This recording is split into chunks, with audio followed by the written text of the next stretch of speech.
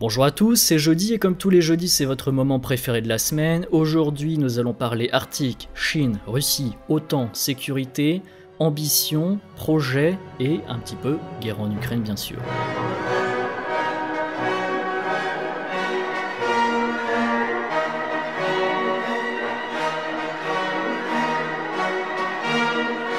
À la suite de l'opération russe en Ukraine, 7 des 8 membres du Conseil de l'Arctique, c'est-à-dire tous à l'exception de la Russie, ont suspendu leur participation aux activités du Conseil de l'Arctique, qui est actuellement présidé par la Russie.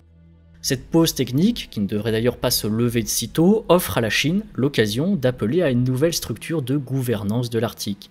La Chine, en effet, y voit le moment opportun d'internationaliser la gouvernance de l'Arctique. Elle veut obtenir une plus grande voix et diminuer l'emprise des 8 nations géographiquement arctiques. Et avant de commencer la vidéo dans un cadre plus détendu, nous remercions Conflict of Nations pour sponsoriser cette vidéo. Conflict of Nations, c'est un jeu de stratégie en temps réel qui se joue en ligne et qui est accessible gratuitement. Vous choisissez un pays pour le mener dans un contexte de 3ème guerre mondiale. Les parties peuvent accueillir jusqu'à 128 joueurs et s'étendent de quelques jours à plusieurs semaines. Un jeu qui s'axe sur le long terme et qui exige de communiquer entre les joueurs.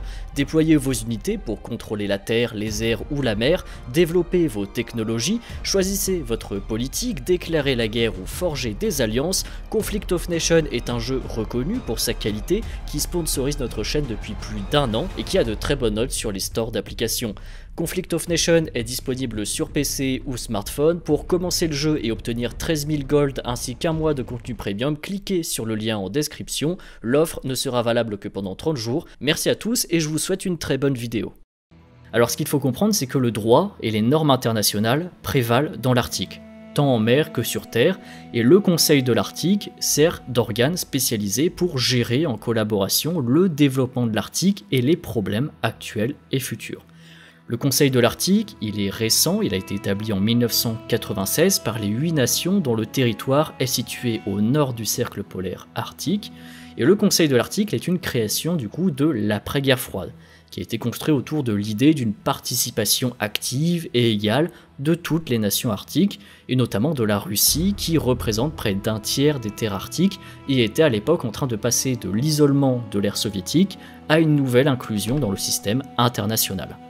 Même avec l'annexion de la Crimée en 2014 et la crise en Ukraine, la Russie était restée un participant actif au Conseil de l'Arctique et avait même assumé son 2e rôle de rotation de 2 ans en tant que président en mai 2021.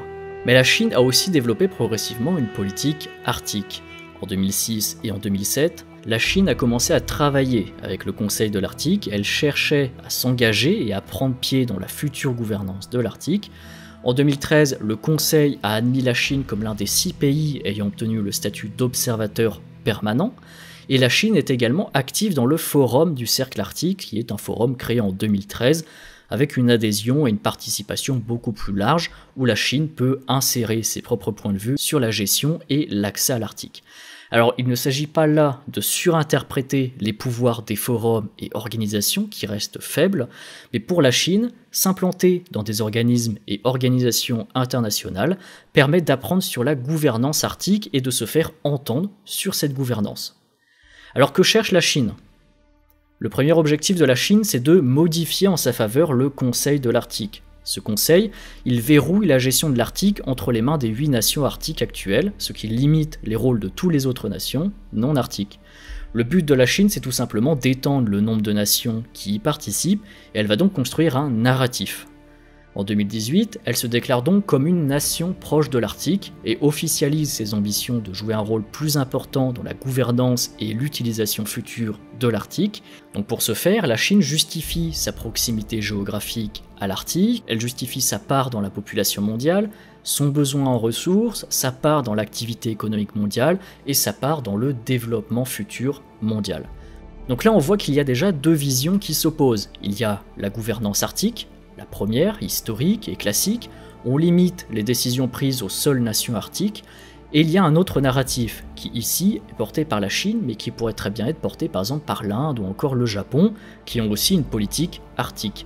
Ce narratif, il consiste à internationaliser la gestion de l'Arctique, non plus par rapport à des critères géographiques, mais purement des notions de puissance, démographique, économique, militaire peut-être, etc. Aussi, par exemple, la Chine affirme que comme l'Arctique est un aspect critique dans le système climatique mondial, il est dans l'intérêt de toutes les nations de jouer un rôle dans la gestion de l'Arctique. Donc, ça veut dire que l'Arctique est le patrimoine commun de l'humanité, une région d'intérêt mondial et une zone de ressources abondantes qui devrait être plus équitablement accessible aux nations au-delà des 8 pays arctiques. Alors à tout ça, il y a des avantages et des inconvénients. Comme d'habitude, c'est une question complexe à traiter. L'Arctique est une zone où la coopération fonctionne relativement bien, car les pays du Conseil sont des pays concernés géographiquement par l'Arctique, qui se connaissent depuis des décennies. Le Conseil est aussi réduit à 8 nations, ce qui facilite le processus de décision.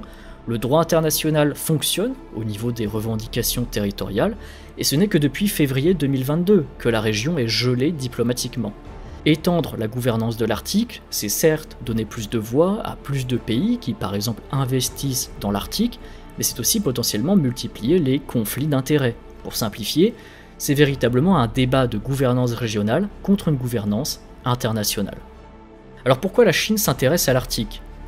Premièrement, la région, c'est un entrepôt de ressources naturelles. Hydrocarbures, minéraux, ressources halieutiques.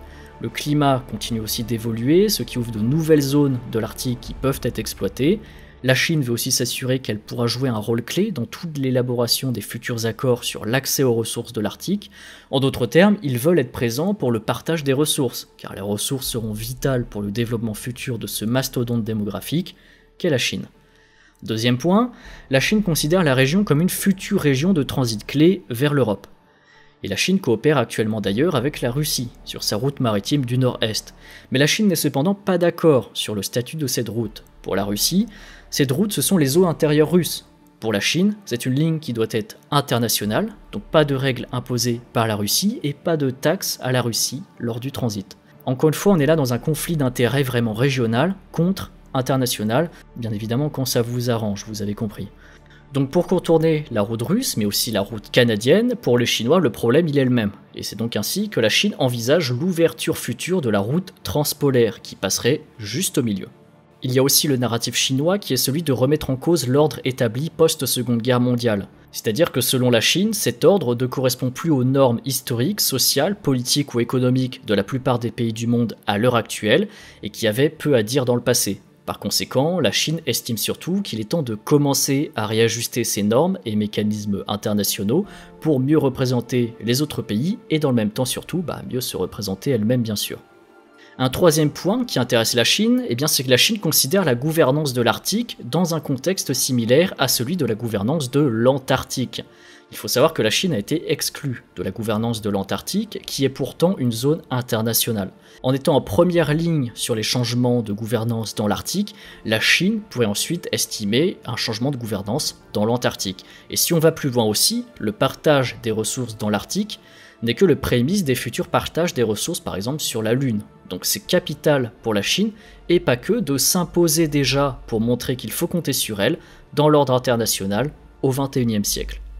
Alors bien sûr, le grand défi, je pense que certains l'ont déjà deviné, des ambitions chinoises, c'est qu'il va y avoir un déséquilibre qui va s'accentuer dans tout l'Arctique. Pour que la Chine développe ses projets, elle doit être active dans la région arctique, grâce à une présence scientifique, commerciale et potentiellement même militaire. C'est par sa présence que la Chine établit son droit, entre guillemets, de façonner les futurs accords arctiques. Or, l'Arctique est aussi une région clé de la dissuasion nucléaire, et notamment entre la Russie et les États-Unis depuis les années 1950. Et en s'implantant dans l'Arctique, la Chine pourrait donc en plus jouer un rôle dans la modification de l'équilibre nucléaire stratégique dans l'Arctique. Imaginez par exemple les conséquences que cela aurait avec des sous-marins lanceurs d'engins chinois qui viennent sillonner dans les eaux arctiques. Et enfin, on va venir à l'Ukraine qui est le vecteur de tous les changements. Avec la guerre en Ukraine et la suspension des actions du Conseil de l'Arctique qui boycotte la Russie, la Chine pourrait être en mesure de presser son argumentaire en faveur d'une structure de gouvernance plus internationale. L'adhésion de la Finlande et de la Suède à l'OTAN renforce aussi le narratif de la Chine, car cela va véritablement diviser l'Arctique militairement entre les pays de l'OTAN et la Russie, ce qui va exacerber d'autant plus la rivalité sur place. Aussi, l'écartement de la Russie de la politique régionale et le boycott de la Russie va encore plus encourager la Chine à travailler avec la Russie pour promouvoir un forum alternatif dans l'Arctique. Exclure la Russie en justifiant le conflit en Ukraine, c'est en réalité ouvrir un boulevard à l'entrée de la Chine, car la Russie aurait donc tout intérêt à renverser l'ordre établi, quitte à perdre son emprise sur sa route maritime. Alors ce n'est pas un scoop, la Chine est en très bonne position et elle a d'ailleurs 3 solutions très simples dans ce contexte qu'elle va pouvoir utiliser, et elle va sans doute d'ailleurs jouer sur les 3. La première solution, c'est celle de plaider en faveur d'un élargissement des pouvoirs des États observateurs. Souvenez-vous, la Chine est un État observateur permanent au sein du Conseil de l'Arctique. Donc, la Chine va justifier que, compte tenu des tensions entre les membres du Conseil, un regard plus élargi permettrait peut-être un meilleur fonctionnement. La Chine pourra en plus obtenir le soutien d'autres pays observateurs intéressés, comme par exemple l'Inde, qui cherche à obtenir un meilleur accès à l'Arctique pour des raisons similaires et qui continue de suivre une ligne de coopération prudente entre la Russie et l'Occident. Deuxième solution, la Chine pourrait aussi intensifier sa coopération dans l'Arctique directement avec la Russie, ce qui lui permettrait de s'impliquer dans le développement de l'Arctique russe, répondre aux problèmes d'investissement que recherche la Russie, et dans le même temps prendre la place des Occidentaux qui se sont retirés. Plus la Chine s'investira dans l'Arctique, plus elle possédera un levier pour justifier ses intérêts et sa présence, et donc son pouvoir. Troisième solution, la Chine pourrait aussi complètement s'opposer à la Russie et aux autres puissances du Conseil, expliquer que l'effondrement du Conseil de l'Arctique et la montée de la mentalité de guerre froide entre l'OTAN et la Russie rendent le Conseil de l'Arctique ingérable et inutile, saupoudrer le tout du besoin urgent de tenir compte des impacts du changement climatique et de maintenir donc l'Arctique comme une zone de paix et de coopération, et ce serait donc la formation d'une troisième voie avec une réforme de la gouvernance plus internationale qui bénéficiera bien sûr à la Chine. Donc tout ce que j'ai cité dans cette vidéo, ce sont des éléments qu'il va falloir surveiller dans les années à venir. La plupart des pays arctiques restent bien évidemment déterminés à conserver leur pouvoir et à maintenir la gestion régionale entre des mains régionales. Mais plus les relations avec la Russie restent en suspens, plus un nouveau modèle de gouvernance internationalisée de l'Arctique devient probable, et ceci avec la bénédiction de la Chine. Et c'est donc ainsi qu'un conflit en Europe de l'Est peut avoir des conséquences bien plus grandes et bien plus profondes sur des régions bien plus éloignées, comme par exemple l'Arctique. Et n'hésitez d'ailleurs pas à débattre en commentaire sur ce que vous jugerez être le meilleur modèle de gouvernance dans l'Arctique. Est-ce qu'il faudrait davantage un modèle de gouvernance limité et régional, ou un modèle plus ouvert et donc international?